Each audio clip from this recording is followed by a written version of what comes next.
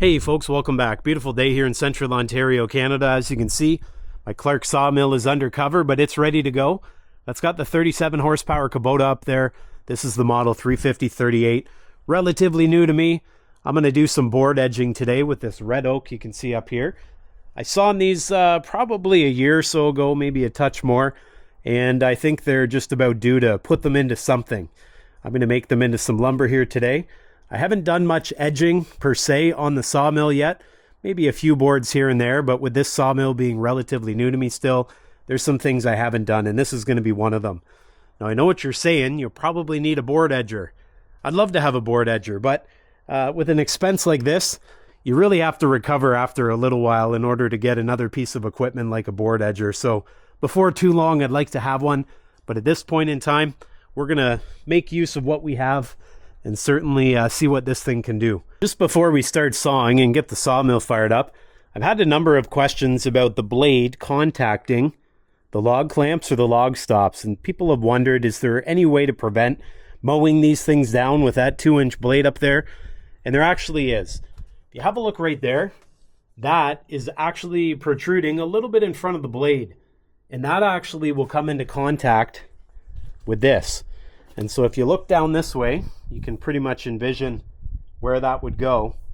That will prevent you from running the blade into the log stops. Now, as for the log clamps, you don't really have the same thing because that's adjustable, the guide arm. And so you could potentially hit these with the blade. And so you just have to have a look. But what I like is I've got lasers on this side. And so with those lasers on, it will cast a light or a line onto that if I'm going to hit it. Otherwise, I know I'm clear. One more thing here. I'm sure the question will come in. How's the cleanup going? Well, as you can sort of see through the trees there, it's going, but it's going to be taking a while. You look over this way. Yeah, the job is massive. Got to take a break every once in a while and do some sawing. First things first, let's tension the blade here. I'm going to go up to 800 PSI.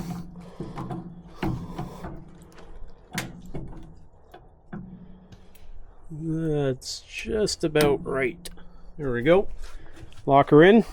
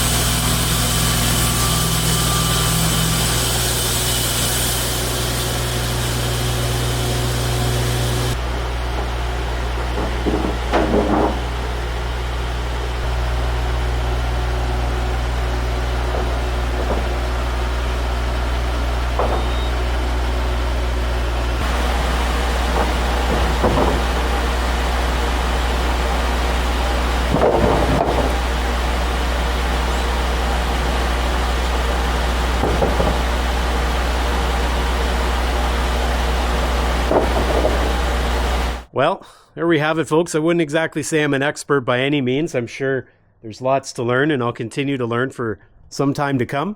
This sawmill is still pretty new to me, and because of that, I'm just learning how to do things with all these features that I've never really had before. I've never had a log turner, log clamps, or log stops like this, and I certainly haven't had them hydraulically driven. And that is something I'm going to have to learn what they do, what they can't do, especially when it comes down to board edging.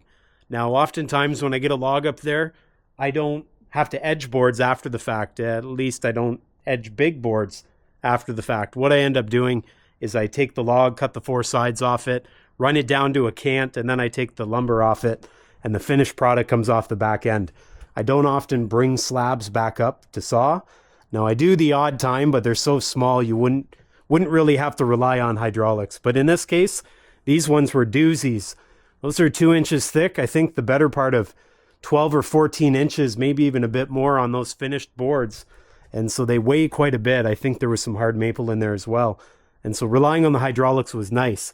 Now, as I said, I don't know all the ins and outs yet of using the 3 primary controls here, the clamps, the stops, and the log turner. And so I got to learn a bit more.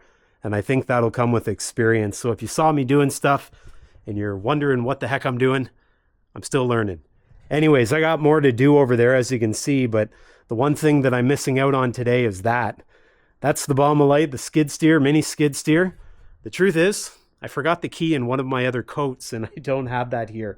And so that's one of the other reasons the boards are piled up there on the ground. I got to go in and get the key anyways, head on back to the house. I'll bring it back. I'll get the mini skid steer fired up. We'll get the boards picked up. I'll get them stacked up over there in the shed, and then I'll use it to pick those boards up or those slabs up. I certainly don't want to carry all those over here. Anyways, once again, I am certainly enjoying myself out here. This is a great break from all of that. That can really get you down when you start moving around in the woods and you've got nothing to look at except some old snow piles and destruction. That can take the wind right out of my sail in a hurry. And so taking a break, getting out here, running equipment like this that I really like to do, certainly makes my day better. So I'm going to continue doing that, at least for a little while. I haven't given up on the cleanup yet. As you can see, I'm pretty much going to be working on that the rest of my life. Not actually, but it'll certainly take some time to clean up. So hopefully you come back and join me. I'm going to be out there yonder, out there in the woods, cleaning up, maybe do a little bit of brush mulching, do a little bit of sawing, get all these sketchy ones down on the ground. And I've also got a bit of cleanup here to do. I do plan on getting a good sorting system back here, but if you can imagine, I'm drawn in a bunch of different ways right now. Cleanup, sawing, firewood, maintenance, you get the point. I'll get it done eventually, and hopefully you come back and join me. See that? There's a tree missing as well. I have been doing stuff. That's going to do it for me here today. If you did like this video, give it the old like-a-roo. Don't forget to subscribe if you like, and hopefully I see you next time. See you then.